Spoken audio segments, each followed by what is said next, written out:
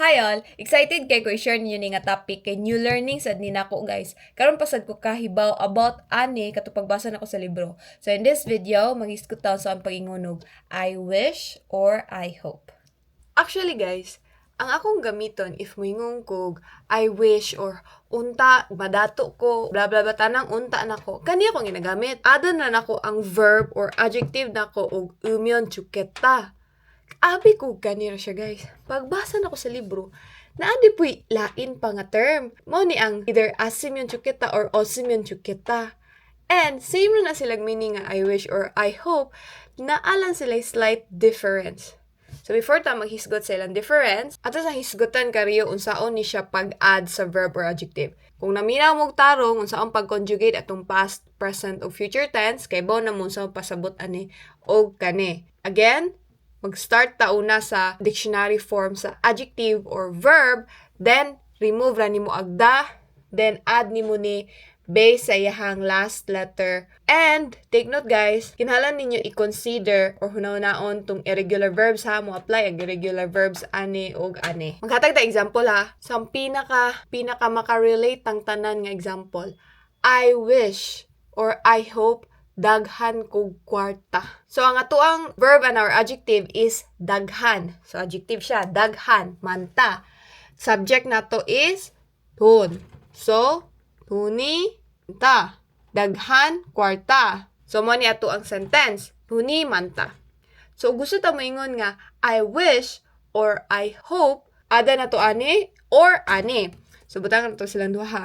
So butang to kani una. Tuni man unsa may ada ni if kani mo gamiton? Unsa may ada ni? Very good. Asumyon. Asumyon. Yeah, take note buwag ha. Buwag ni nga word. Chuketa or chukessoyo. Imo na ning i-conjugate. And for this one, kaning umyon, tuni man unsa man? Wala pa ni mo gi-explain sa pagsuwatan ni kaybaw na ko nga kaybaw mo. So if ang last letter gani after removing the kay consonant, ang i-add nimo is myon chuketa. If vowel gani walay myon ritso. Myon chuketa. So kani kay consonant man, ang last ang i-add nimo is myon chukesaya. If you translate nimo silang duha sa English, ang mugas ani either I wish I have a lot of money or I hope I have a lot of money. Same na sa translation. Unsa may kalian nilang duha. Na-amaze ko guys kay karon pasug kay baw. So if mayon gani kag mo ni naksuot sa libro ha. If mayon gani kag tuni man nasmyan chukessoyo is urgent ni nga wish guys. Mas urgent siya like buta na to nga mas kinahanglan nimo ang kwarta karon. Like, Lord, please, unta. Like, kuan, grabe na jud kayo imong pag-wish ani guys. Like, need na jud nimo ni karon. Mo ni ang pasabot na ani. Kaning tuni mana si min chukessoyo.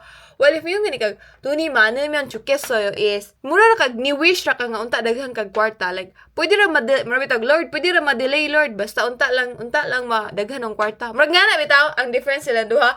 So, well, gabasa ko sa libro, anak ko nga, so, depende sa imong urgency din ay. Depende unsa ka urgent imong wish or imong gi-hope, mo imong gamiton. And then, ang more common daw or kanang usual nga ginagamit diri sa Korea is kani daw, osmyon chuketa. Pero ginagamit ko ni gyapon. More on statement bitanya. Kani kay more bitog namugos na jud ka. Gets niya na, gets. Na-amazed ko guys. Kaabi kong isa ra niya. Kanira ba jud nyo akong ginagamit? So, kay mana naman ta sa meaning, mag-practice ta og add ani nila sa mga verb or adjective. So, another verb or adjective kay related man sa kwarta is kaning huja ida. Huja ida means to be rich. Unta, I wish, unta, madato ko. Translate ni siya guys or i-conjugate by term na ada ninyo ani or kani. So, assume na ko ha nga manamog add. If naka-remember mo, unsa ang pag-conjugate sa mga tenses, kay bo na mo sa ani. Hujaida, if ada nimo aning asumyon or osumyon, mahimo siyang puja yosumyon. Naay na correct? Ug kinsay marong, di gyud madato ag narong. Bantay gyud. So puja yosumyon, chukit time ka. Waj! Waj! Nganong yosimyan na nangang imo example kay asimyon naman nag-osimyon. Bati lagi kag batasan, Waj. Ningon ba ko ninyo daan ganiya ha? Nga, mo follow ang irregular words, ani. So, kani, ang to be rich, may mong puja yosimyon chuketa. And for this one, mahimo siya, unsa man. Puja i면 chuketa. At least dire, di na mo maghuna-huna sa irregular verbs. So again, puja였으면 좋겠다 or puja이면 좋겠다. Okay, sa Bisaya pa, kani silang duha, more siya og, kani bitong isa is, kaning puja였으면 좋겠다 is, more og, unta madato ko, uy. Nga bitaw? Ang this one is, puja이면 좋겠다, like, unta dato ko ba? Like, unta dato ko. Nga bitaw? Guess niyo difference? Gamay ra siya. Amo tog sakto ba ako ang pagkabisaya? Basta ingana siya. Another verb is 결혼하다. Meaning, to be married. To be married or kanang kaslon ka. O, diba? Unta kaslon ko, oy. Unta makasal ko. So, sama na to na siya pag ingon in Korean using these two. Pause ang video. Asam na ko nga man na mag-pause ha. Kani, sayon rin eh. 결혼했으면 좋겠다.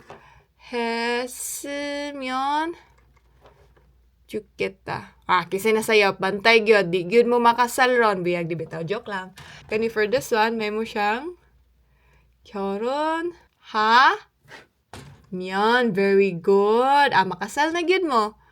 Makasal na gyud mo sa inyong destined nga tao. Charot. 결혼하면 좋겠다. Another one is Kani. Related na pud sa kasal-kasal. Unta makauyab ko, uy?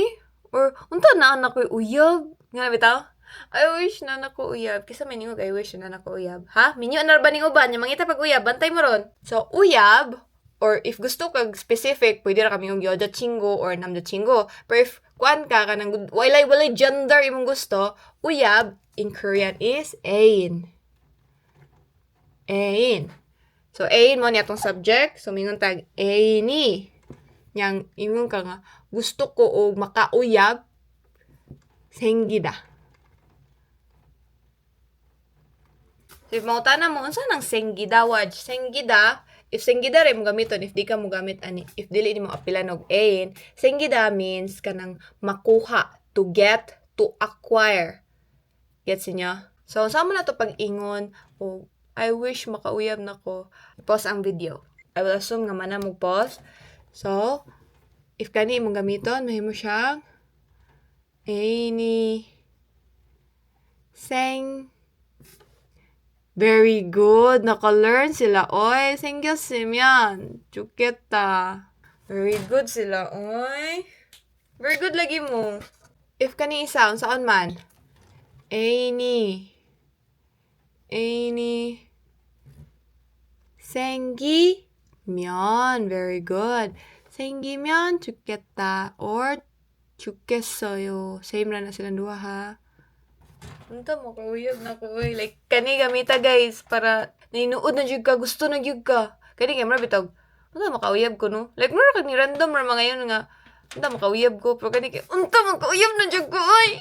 Ngayon namugos na jud ko ba? So adto ra to siya guys. Same naman ni siya kay murag sentence namang gud siya diretso. Verb ra may kulang nimo. Ug na kay verb, then imuha ra butangan na ni whole sentence namang gud siya mo na di na siya need nga ato pang i-explain further. Pag sige lang mo gamit, pag sige lang mo practice o gamit. So kay need mo practice o gamit, maghatag ko ninyo assignment. So ako ra ibutang diri ang assignment. Good luck. I-comment lang gihapon ninyo inyong answers kay atoan ang i-check together, okay? So, ato ra tataman guys. If namoy questions or reactions ani nga video, i-comment lang gihapon ninyo kay ato ang historyaan. If namo gusto nga topic, ingna lang gihapon ko comment down. Sumara to, bye!